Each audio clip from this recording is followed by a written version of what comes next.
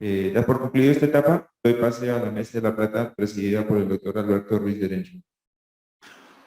Bueno, gracias. Vamos a continuar, vamos a darle la palabra al primer congresista virtual, que sería Sebastián Sabene de Argentina, director del Instituto de Derecho Registral de la Universidad Notarial Argentina, que nos va a hablar sobre la función registral en los tiempos de pandemia. Adelante, Sebastián, si nos escuchás. Buenas tardes. Perfecto, bueno, muy buenas tardes a todos. Mi saludo especialmente, dos saludos especiales. Por un lado a la mesa de la Sala Virtual de La Plata. Estamos más habituados a vernos en persona, pero es mejor este contacto que nos permite sortear las dificultades de la pandemia y así todo poder concretar estas reuniones que, como bien mencionaba hoy en las palabras de apertura el doctor Ruiz Derenchun, son tan valiosas desde hace tantos años y en esta ocasión entiendo que más que nunca. Y por supuesto también hacer lo propio con la SUNARP, que de una forma que jerarquiza cualquier encuentro están extremando los esfuerzos y recibiéndonos a muchos, afortunadamente, en su espacio físico y a otros en este espacio virtual. Pero como siempre les digo, respetar los tiempos que se nos asignan a cada uno, porque somos muchos los que tenemos que usar la palabra. Y recordando mucho, yo creo que independientemente que la labor en la ciencia jurídica siempre es una labor por sobre todas las cosas humana, porque es una ciencia social, una ciencia humana, yo me he permitido mucho en estos casi 2 años desde que inició la pandemia, en toda la capacitación docente, hablar un poco de la humanización de ciertas ramas del derecho, no porque anteriormente no hubieran sido humanas, sino porque me parece que sin lugar a dudas empezó a tomar otra relevancia. Muchos aspectos que a veces en el vértigo tecnificamos mucho nuestro conocimiento y nos apartamos un poco de ciertas ideas. Yo creo que sin lugar a dudas la reflexión a la cual nos moviliza toda esta pandemia, todo esto que hemos atravesado, reeditó, no hay rincón de la ciencia jurídica que no se haya visto enervado en el mejor sentido de la palabra, desafiado sería el vocablo más correcto, a que todo aquello de lo cual veníamos hablando, la informatización, el usuario registrar como centro de interés, se acentuara un poco la necesidad de darle otro ritmo a nuestros procesos de modernización.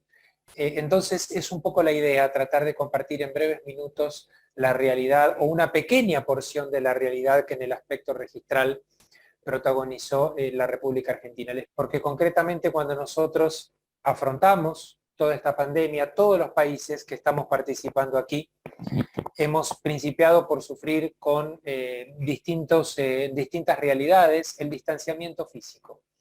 E independientemente de cómo se haya llamado en cada país, desde mi aporte escrito, para los que estén interesados, allí tienen toda la cadena de decretos de necesidad y urgencia de Argentina en este punto. Nosotros atravesamos lo mismo que entiendo que la mayor parte del mundo, esto no es ni siquiera regional, una primera etapa mucho más rígida, más dura, que fue lo que nosotros en Argentina denominamos el ASPO, el aislamiento social preventivo y obligatorio, y luego ya hacia los meses de julio, agosto del año pasado, fuimos pasando gradualmente al DISPO, a un distanciamiento que ya no implicaba prohibición de circulación, tan rígido como en la primera etapa, pero de cualquier manera tenía una incidencia.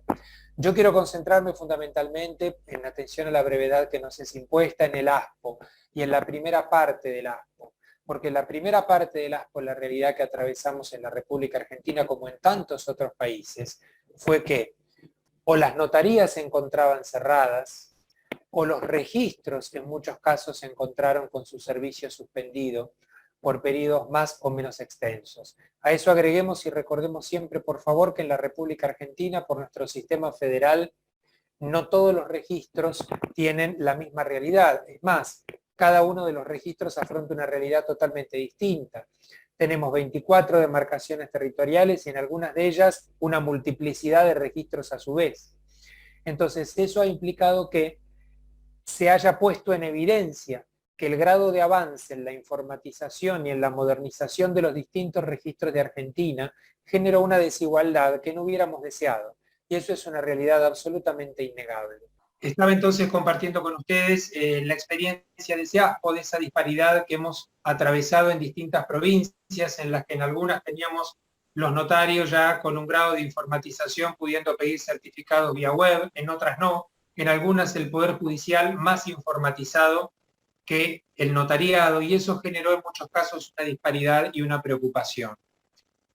Puntualmente lo que quería compartir con ustedes es un gran debate que se tejió en torno a la suspensión de plazos registrales y a cómo estos implicaban muchas veces un serio riesgo a cómo funciona el principio registral de prioridad cuando estamos frente a documentos registrables de distinto origen. En la pantalla siguiente vamos a encontrar el análisis de 4 situaciones puntuales.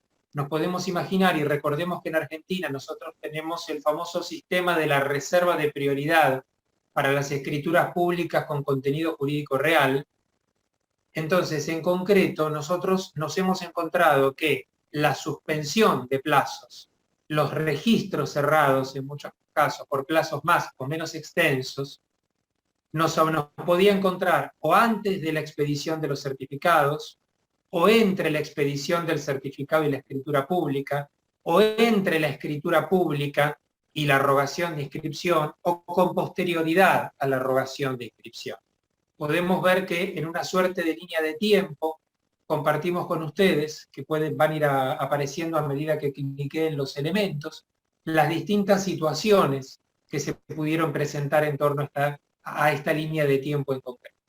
Si yo observo y seguimos cliqueando el primer punto rojo que va a aparecer sobre la línea de tiempo, el primer punto rojo puede aparecer cuando ya se otorgó la escritura pública y todavía no ingresó a la rogación de inscripción.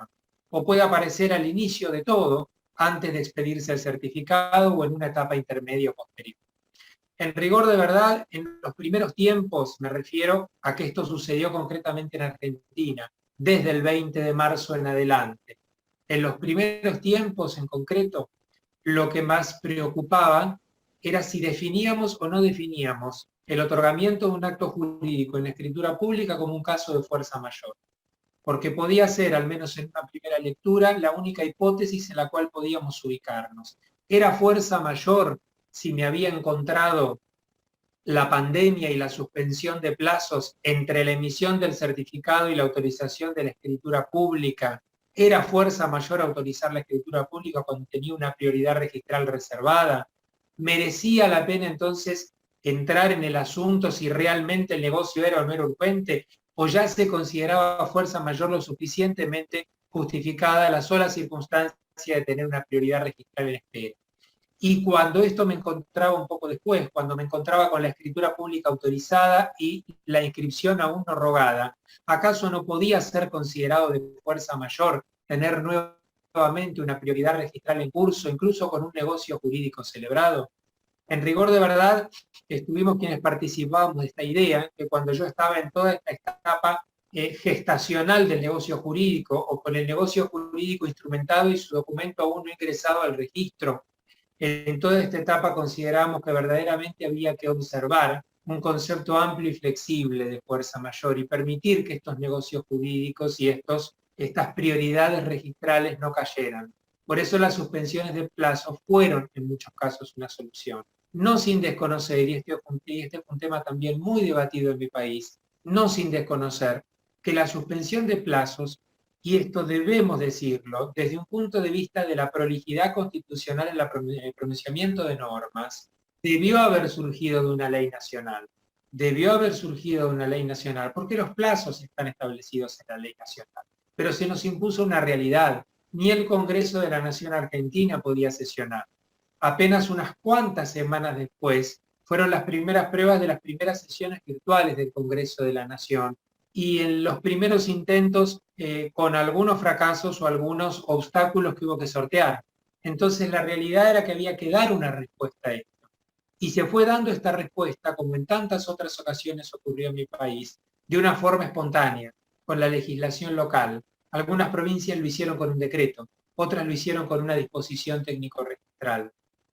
Particularmente soy de quienes entiende que aunque no fue lo normativamente prolijo si uno está con Constitución en mano. La realidad es que estos desastres naturales como ocurren concretamente con una pandemia que paralizaron a un mundo íntegro, muchas veces no nos dan los tiempos para poder acomodar las estructuras y las formalidades a las necesidades. Y también estas necesidades negociales, por muchas de las expectativas que están en juego y que quien me precedía en la palabra, aunque analizando otro caso, también las ponía sobre la mesa y también forman parte de lo humano, no nos brindan el tiempo suficiente para dar estas respuestas.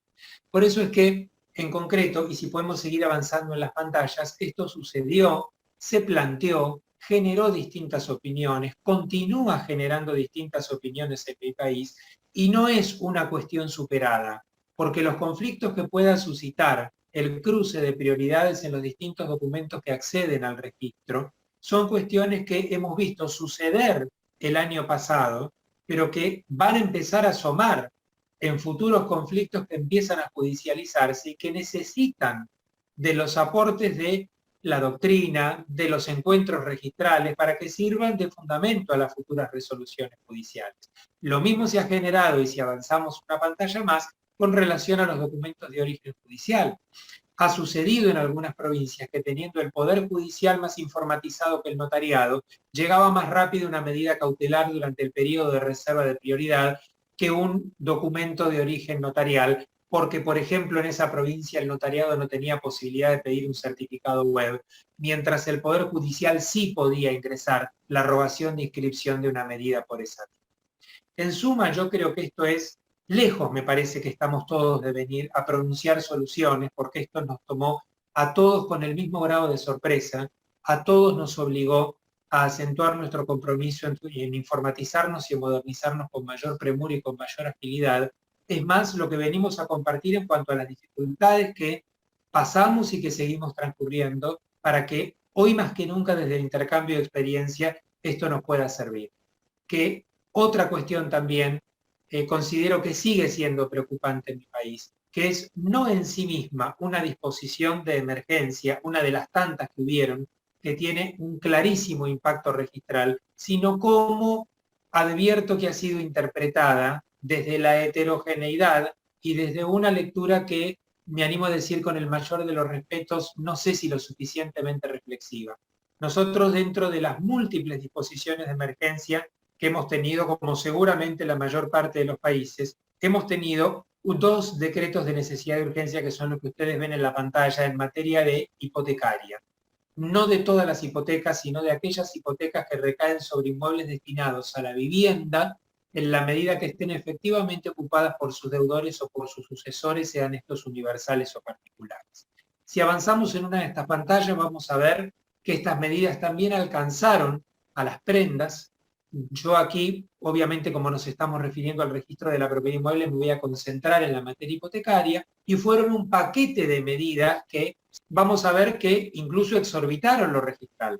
Por supuesto, no me voy a referir a todas ellas, sí concretamente a las que nosotros estamos viendo como puntos 2 y 5 de esta pantalla. Porque si bien la quinta es la que se refiere puntualmente al registro, se apoya necesariamente en una anterior.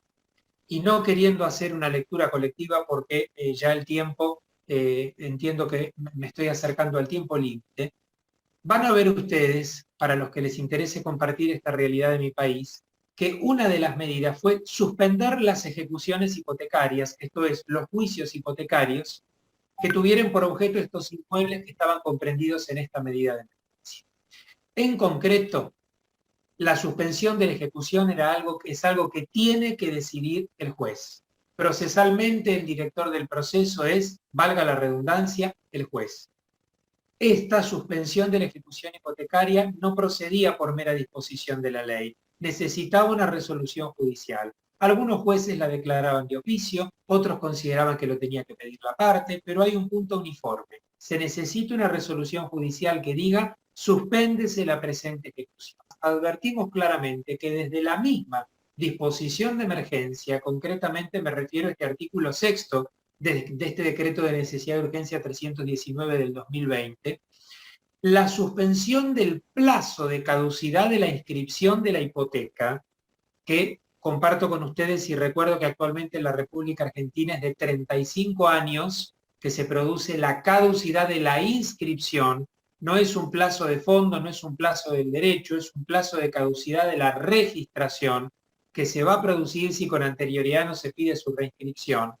La suspensión que contempla esta norma es una consecuencia de la suspensión procesal. ¿Qué significa esto? Y lo podemos ver graficado en la pantalla siguiente. Que si el juez dispuso la suspensión del proceso, entonces tendrá que oficiar, comunicar al registro de la propiedad para que el registro suspenda el plazo de caducidad de esta hipoteca, ¿sí? De esta inscripción, lo cual tiene una interpretación lógica, no es un ligamen caprichoso. Yo no le voy a hacer transcurrir el tiempo de la inscripción a quien no estuvo en condiciones de avanzar con el proceso judicial. Entonces, por el tiempo que el proceso no haya podido avanzar, el tiempo del registro no avanza tampoco. Esto implica tanto como detener el reloj para el registro de la propiedad y para el proceso. Lamentablemente, en distintas provincias de mi país no fue interpretado igual. Existieron algunas provincias que consideraron que esto tenía que ser calificado por el notario, en opinión que particularmente no comparto porque el notario no tenía atribuciones para calificar si un proceso debe ser suspendido o no. En otras provincias se dispuso directamente, se suspenden todas las inscripciones hipotecarias salvo que se comunique lo contrario, cuando el espíritu de la norma es exactamente el inverso. Esto lo considero realmente preocupante y es necesario corregir.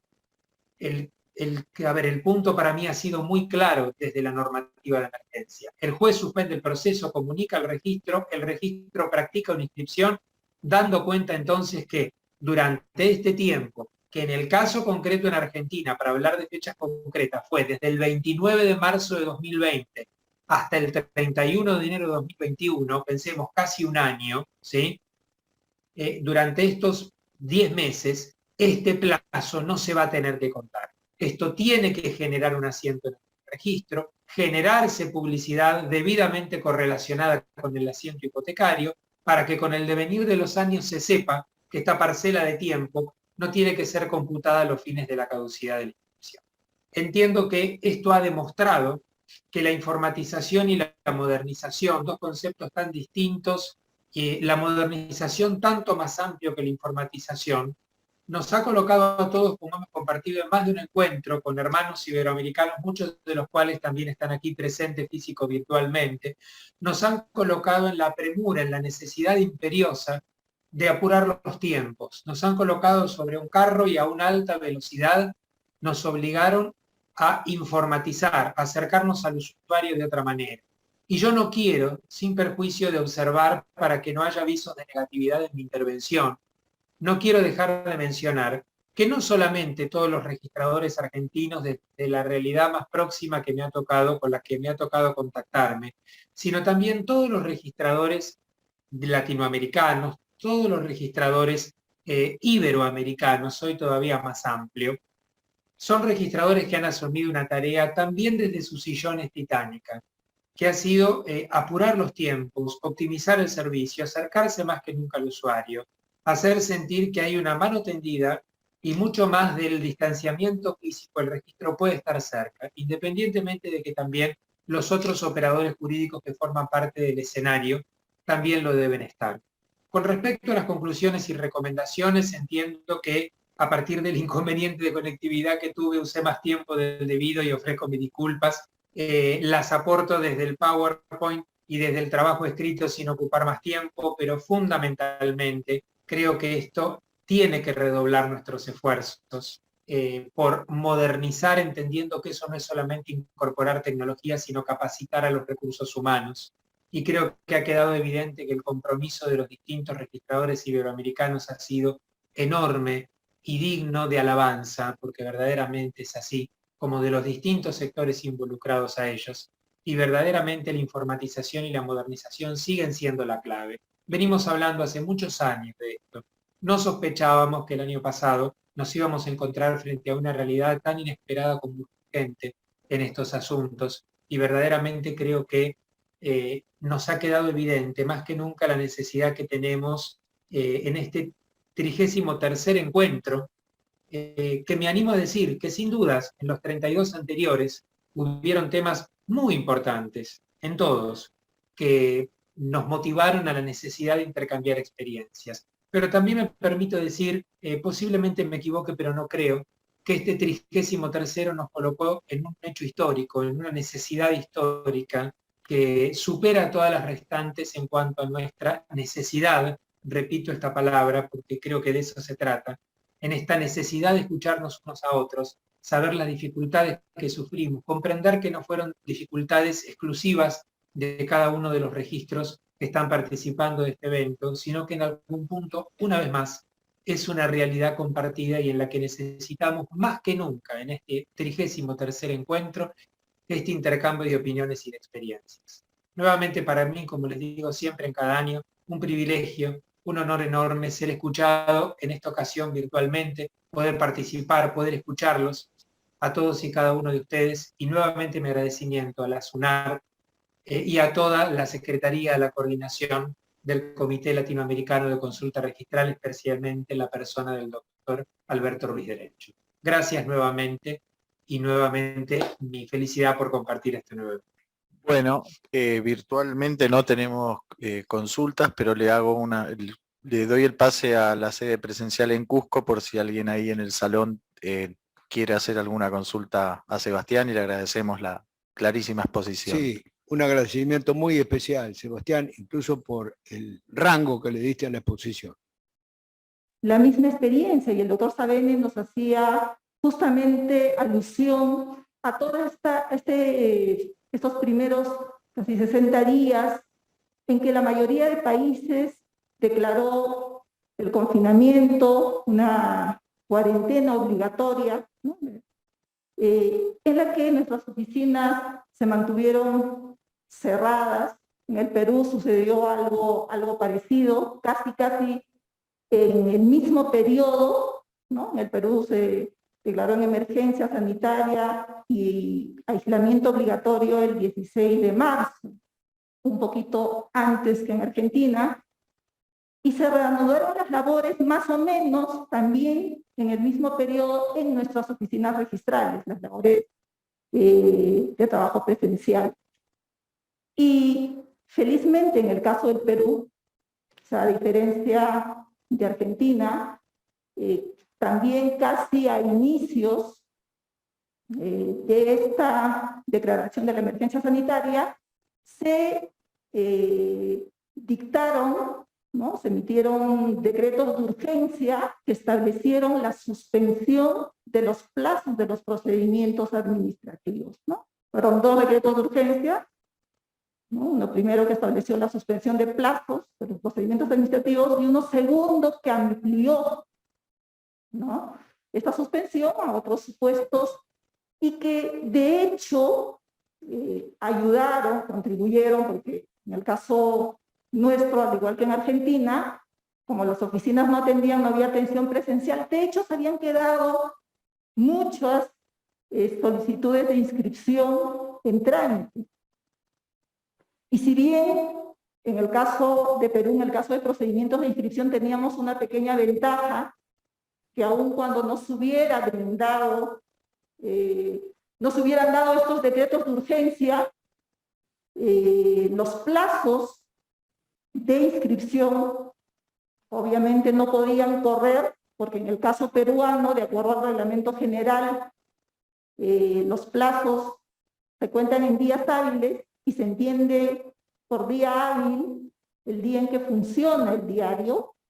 Esa era una pequeña ventaja para los procedimientos registrales.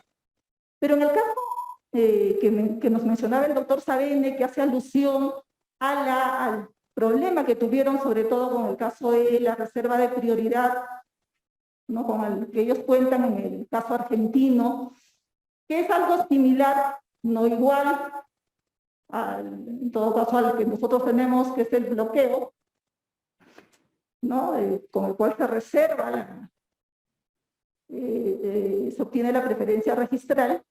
El bloqueo, nosotros incluso emitimos opiniones a nivel de la Dirección Técnica Registral, en la que sí se aplicó para el plazo de vigencia de bloqueo, en el caso de Perú, las suspensiones previstas en estos decretos de urgencia que había emitido el gobierno, ¿no? Ya sé que el tiempo es corto, solo quería hacer ese comentario. Muchas gracias. Muchas gracias, doctora Amelia Palacios.